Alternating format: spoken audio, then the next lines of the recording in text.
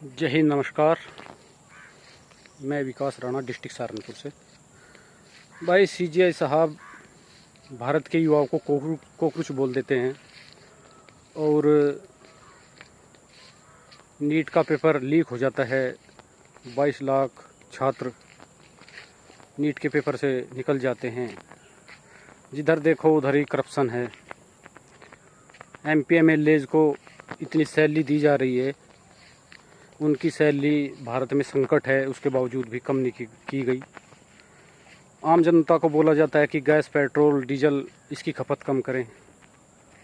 खुद हमारे देश के प्रधानमंत्री विदेशों की यात्रा कर रहे हैं और इटली की प्रधानमंत्री को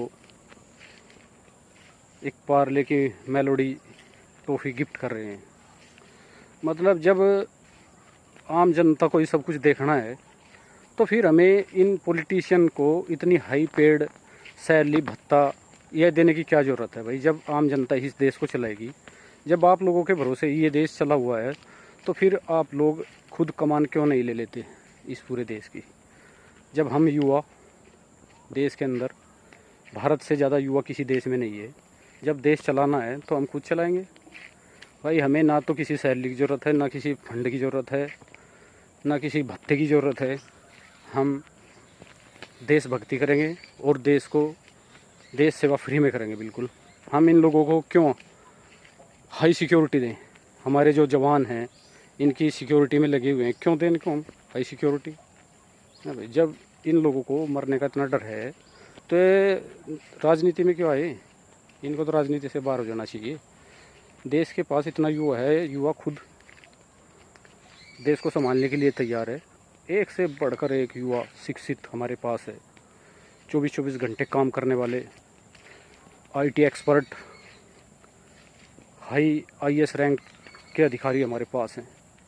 तो फिर हम झूठे इनके पीछे लगे हुए हैं। जो सभी पार्टियां एक जैसी हैं, सभी नेता एक जैसे हैं भाई। ये मत बोलो कि भाई फलानी पार्टी या फलाना नेता। सबको इनको घर पे बिठा दो और युवा, सभी युवा हैं भारत के, एक वैचारिक क्रांति पैदा करो देश के अंदर।